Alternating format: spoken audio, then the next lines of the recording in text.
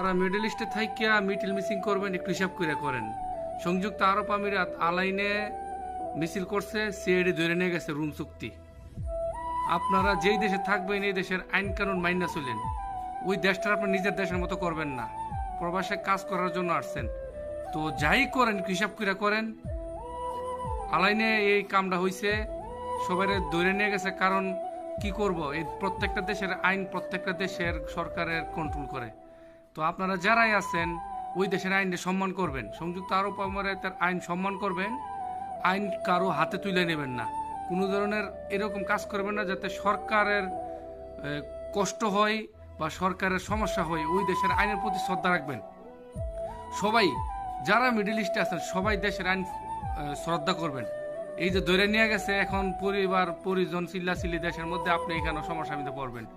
তো আপনারা এরকম করবেন না, মিটিং মিছিল কিছু করবেন না। দেশের